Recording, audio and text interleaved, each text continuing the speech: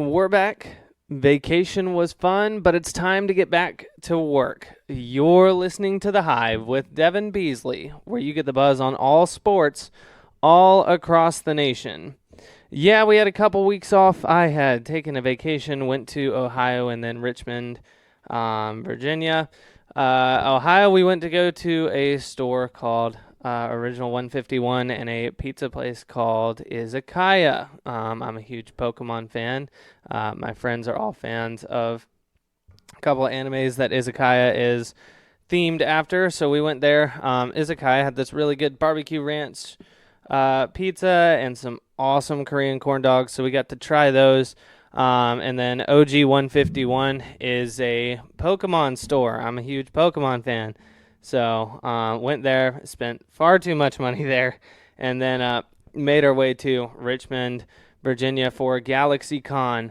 I wasn't very familiar with a whole lot of names there, but I got to meet Alejandro Saab, who is Akihiko from Persona 3 Reload. Persona is one of my favorite video game series, so I got to meet him, have him sign a print for me, which was awesome. There's a GalaxyCon in July that I'm probably going to be at, and then we're definitely going to go back to Richmond and Ohio as well. While I've been gone, though, NFL free agency picked up and went nuts. We've had some massive signings. Derrick Henry went to the Ravens. That was probably one of the first ones that I saw, and I about went nuts. I was trying not to check very many headlines or anything like that, sports related, trying to kind of clear my mind during this trip, but it was kind of impossible with my Bleacher Report going nuts. So Derrick Henry to the Ravens, and then Saquon Barkley to the Eagles, Gabe Davis from the Bills. He's over in Jacksonville now. But we had a couple of teams with some big hauls, one of which being the Commanders. It was Austin Eckler, Jamison Crowder, Jeremy Chin. Those are three of the bigger names, part of a massive haul for the Commanders, trying to overhaul that roster with the new management in control. So with that move, with all these moves, one of the bigger things to take away is we know what's happening with Chicago and that number 1 overall pick. Chicago traded Justin Fields to the Pittsburgh Steelers. That means that they're going to take Caleb Williams on draft night. For half a second there, I thought that they could trade down to Washington because Chicago was making moves, in my opinion, to kind of keep Fields. They got DeAndre Swift, Keenan Allen, bolstered the offensive line, the O-line. So I was kind of sitting there thinking, okay, well, they're making moves to really give Justin Fields a chance. I know he's not got the greatest arm, and he uses his legs a little too much for my liking. But they're going to sit and give him a chance to play with an actual competitive team and some targets that he can throw to. On top of that, Washington traded Sam Howell, which for me personally, I'm a Sam Howell believer. I think he really just needs a chance with some, I don't want to say a competent team, but a competent team, a team that's built to win a little bit better. This is honestly all too often with younger quarterbacks, a new front office, new head coach. Quarterbacks get sent out really quickly because they have a guy in mind that they like when they come in and start doing some new stuff. So I think we're going to see that on draft night as well. So with those moves, Chicago was, in my opinion, making moves to keep Justin Fields, and then they traded him. And not only did they trade him, but he's probably going to back up Russell Wilson come opening day for the Pittsburgh Steelers. That could change, though, if Russell Wilson kind of has a down night. So Chicago's probably taking Caleb Williams. Washington kind of made moves to what I thought move up in the draft and take Williams at number 1. It could still happen, and Washington could also still get Caleb Williams without trading up. It's kind of hard to believe that anybody wouldn't take Caleb Williams at this point, number 1 overall, but we've seen crazier, and things continue to get crazier. So there's no telling what's going to happen on draft night. But I do have some predictions for draft night. I think I've got some things kind of squared away. So I went through and looked at the draft order. This is without any trades or anything. Nothing's happened quite yet to any picks. I keep seeing the Vikings appear, trying to move up and up and up. But here's what I would say is going to happen here. Here's what's going to happen. So number 1 overall, we have Caleb Williams. There's no doubt about this. Whoever's number 1 overall is probably going to take him. His draft analysis says generational talent. And that's what he looks like right now. Bears are going to pick him up. That's the easiest decision all draft. His only problem so far is he looks to make huge gains far too often and can rely on his feet to move the ball a bit too much. But those habits won't last long in the NFL. Once he gets with some NFL coaches, they're going to fix that, correct that, and he's going to be a really sound quarterback for years to come. Number 2, we have Drake May to Washington. A lot of people expected them to take Jaden Daniels. Washington traded Howell, and that means they're going for a quarterback. Huge presence in the pocket. He's one of the strongest, if not the strongest, in that area this draft. Washington made moves to bring in an NFL-ready quarterback. May's skill set screams starter in big flashing letters. He's going to go at number 2. Number 3, that's where the 2023 Heisman Jaden Daniels goes. He's going to go to New England. Daniels doesn't have as strong as an arm as Drake May, and his footwork isn't as good, but that's the big reason he gets knocked to New England, but he's still top 3. New England should have their future QB in that situation, considering the fact that they've traded Mac Jones. He might have a little bit of a slower start than May, but Williams will be a solid quarterback. Number 4, this is the first receiver off the board, Marvin Harrison Jr. to the Cardinals. Give Kyler Murray someone to throw to finally. Marvin Harrison Jr. is the best prospect that isn't a quarterback, and the Cardinals are in need of a wide receiver. His dad's a Hall of Famer, and the way he plays, he could be headed in a similar path. This pick is projected to be traded to the Vikings on NFL.com, but I'm going with the pick owners right now. So Marvin Harrison Jr. to the Cardinals. I don't think the Vikings need to move up that far to get the guy that I think that they're going to get, and they may not have to move at all. At number 5, Malik Neighbors to the Chargers. Justin Herbert's the Chargers' long-time plan, so the Harbaugh-McCarthy reunion isn't going to happen. Sorry, guys. Sorry, Michigan fans. I know that's something you all want to see. That being said, though, trading Keenan Allen and releasing Mike Williams leaves a big hole at receiver. Herbert's going to need the help. Neighbors is a good route runner, and he's going to go grab the ball in traffic. He's a threat to run after the catch, too. He isn't the biggest or the fastest, but he's probably the best option at receiver after Harrison Jr. goes the pick beforehand. At number 6, Joe Alt. He's going to go to the New York Giants. Please continue to get Daniel Jones protection. You've committed to him long-term with that big contract. Let's face it, he really didn't deserve that.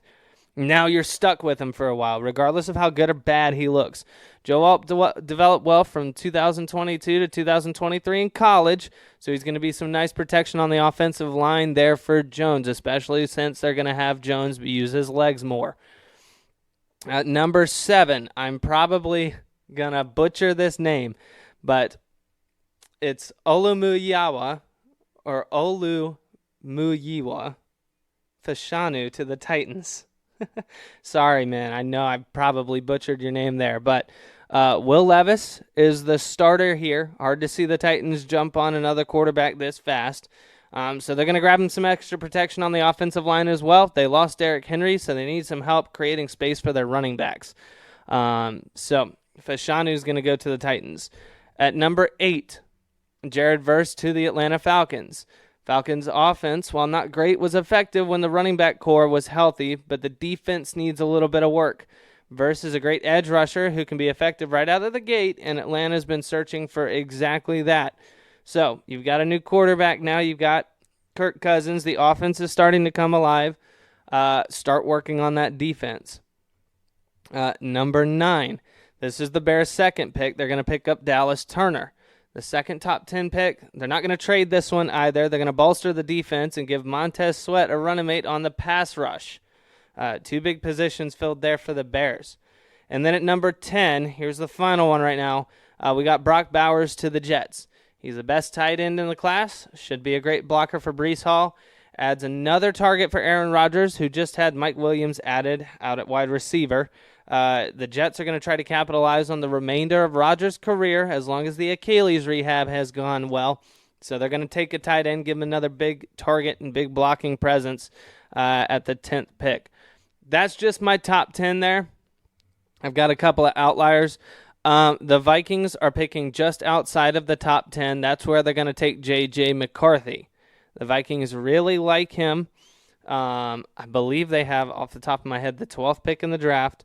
So Vikings are going to be able to pick him up. Part of the reason they're going to be able to pick him up is because the Broncos front office really likes Bo Nix. They're going to take Bo Nix the pick before they're going to take Russell Wilson's replacement here. And then a lot of other people are wondering about Michael Penix, the quarterback for Washington, the other guy that was in the national championship this year. He's going to go a little bit later. If he goes in the first round at all, he's going to be set up to be the successor to Matthew Stafford in L.A. with the Rams. Stafford's getting a little bit older. He's still got some time left in him. McVay is going to be a good coach to kind of set up Michael Penix.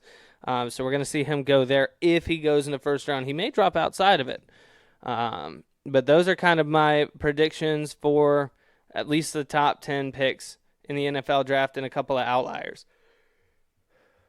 And now we have our 2-minute drill where we listen to you.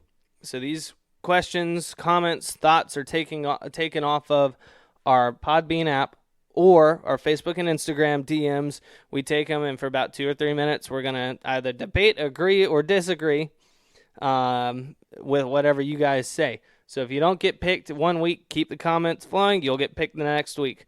We've heard from this guy almost a dozen times now, about halfway there, a little bit over halfway there. It's Robbie at P.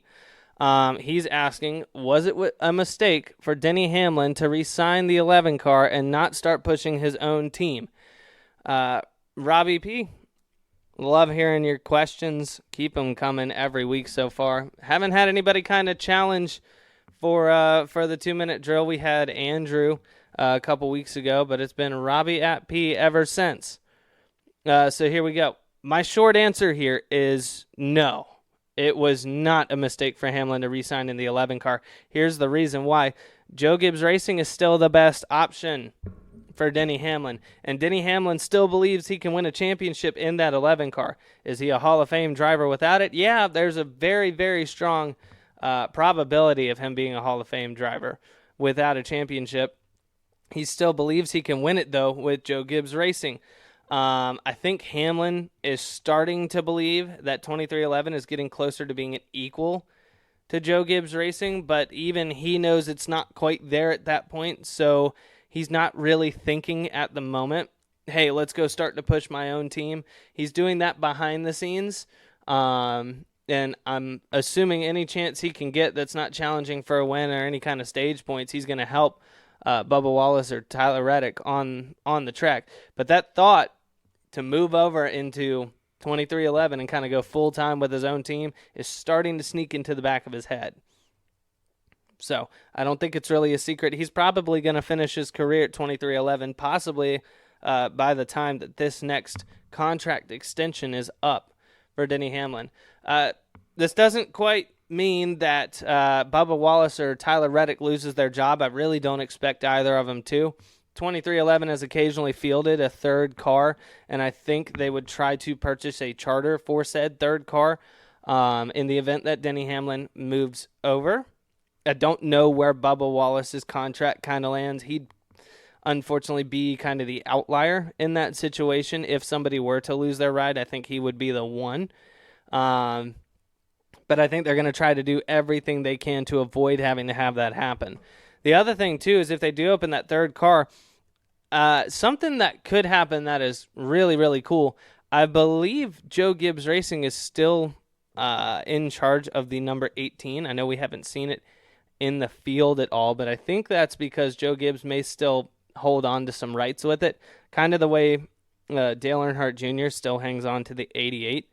So something really cool that could happen is Denny Hamlin gets the number 11, or gets permission from Joe Gibbs to use the number 11 in his 2311 car, and really field the number 23 in the number 11 car, which would mean that leaves room for the number 18 to return to JGR. So you would have the 18, 19, 20, and the 54 there, and then Denny gets to keep the 11, and Joe Gibbs Racing allows him to just finish his career with the 11 car.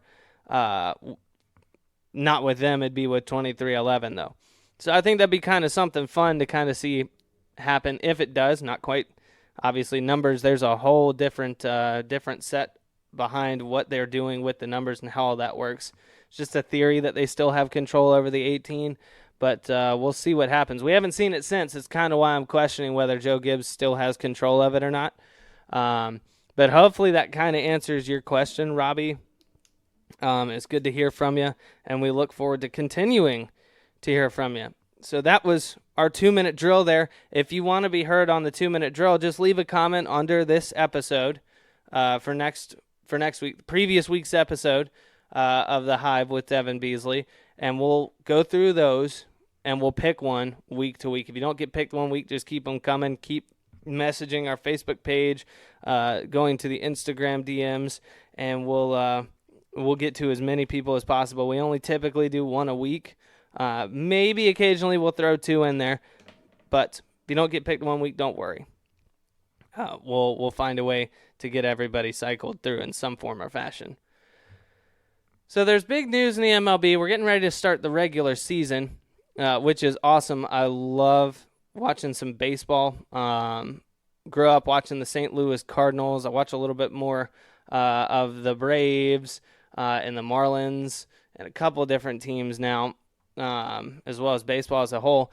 But baseball has another big problem. Shohei Ohtani is involved in a gambling scandal that involves his interpreter, Ippei Mizuhara. If I did not butcher that name, I think I was a little bit closer than the college player there. But Shohei and his team, they're kind of saying that his interpreter stole $4.5 million to gamble or to cover gambling debts. Ohtani and his team have been adamant, really, that it was stolen and it wasn't Shohei shoveling out money to Mizuhara. Someone who's been close to the situation, off of an article, there was no name listed, said Ippei Mizuhara asked Ohtani to bail him out because of a massive gambling debt. This was all done through a bookie. So Mizuhara would contact the bookie, have him place the bet for him, and then he just kind of racked up a tab of debt towards his bookie. So according to one of the people involved in the situation, Mizuhara asked Shohei Ohtani to bail him out. Ohtani, on the other hand, has said up until a couple of days ago, and up until a couple of days before this all came out, he didn't know that this was happening. He didn't know that the gambling was going on. He didn't notice the $4.5 million leaving his bank account, and that kind of seems a little bit suspicious to me. Just in the fact of, how do you not, even with the amount of money that Shohei Ohtani makes, because he's making a ton of money, regardless of that, how do you not miss $4.5 million just go from your account? Even if it is in, increments of, $250,000, $500,000, something that seems a lot smaller to a millionaire, that's still a large chunk of money. How do you not see that go missing, or at least see it go missing and not at least question it? We all have bills, we all have expenses, we all have stuff that gets pulled out all of the time. I don't know what you could do to have $4.5 million getting pulled out of your bank account and you just kind of look at it and not blink, but I mean, there is that question there. And not even that, but how does your interpreter have access to your bank account? How does he have access with the freedom to just move money around and make his own decisions financially, apparently? So on top of all this, the MLB is going to conduct a investigation, and that's going to answer the question on whether Shohei Ohtani was involved or not. And part of me kind of wonders if he was. Now, obviously, we've had players betting before. Pete Rose is the big name. He's been banned from the Hall of Fame and banned from the MLB. But what if Shohei Ohtani was? What if, maybe he had his interpreter place bets with the bookie with the understanding that he would be taken care of should anything come from it? If the MLB catches on, oh, hey, you're going to be the fall guy. So when the MLB found out and said, whoa, Shohei Ohtani's team went, that was our interpreter. He stole $4.5 million. This, that, and the other thing. Mizuhara becomes the fall guy. Hopefully they really don't look at Shohei Ohtani. And Ohtani kind of walks away scot-free. How does that not kind of sneak into the back of people's heads here? Regardless of that, though, the MLB, even if they find out that Shohei's involved, I would not expect anything but it'd be a large suspension, but I wouldn't expect anything more than a suspension, maybe a fine. But other than that, I think just a suspension. And the reason being for that is Shohei Ohtani is not just one of the biggest names in baseball. He's one of the biggest names, if not the biggest current name in Japan. And if the MLB is looking at this as a business front, Shohei Ohtani has brought over an entire audience from Japan over to the MLB. They're all tuning in and watching because Shohei Ohtani plays for the Dodgers. Not only that, but it's one of the biggest markets in the MLB in LA. Shohei Ohtani is so big in Japan that he made the front page of the news when he revealed he was married.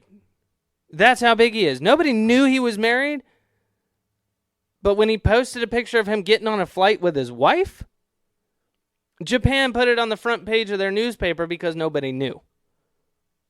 We don't have anybody like that in sports in general in the U.S. We don't go, oh my God, LeBron is married.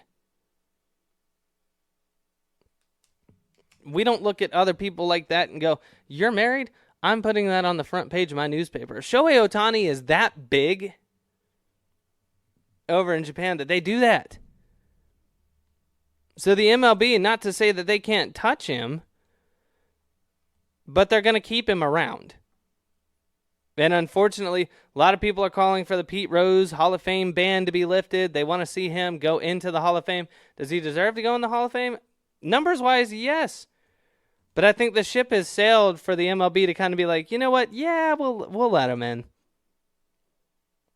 Much less if I'm Pete Rose at this point, I wouldn't want to be let in. I'd want to kind of sit back and just watch this situation unfold. Obviously, he's going to have questions to answer. But it's been this long and they haven't lifted the ban, I would just let it go. As much as I personally want to see Pete Rose in the Hall of Fame, I wouldn't blame him if he just kind of turned his nose up at it at this point. But we'll have to wait and see what comes of that Shohei Ohtani investigation. I'll be keeping a close eye on it. I know everybody else will be keeping a close eye on it. If anything comes of it, obviously, I'm coming on the air every week or so we'll cover it. So I want to thank everybody for joining us today. I know it was a slightly shorter podcast today, getting back from vacation and everything. A couple of big headlines for us today, though, and a big NFL free agency coming through. But I want to thank everyone for joining us today. If you're interested in finding us on social media, we're on Facebook at The Hive with Devin Beasley.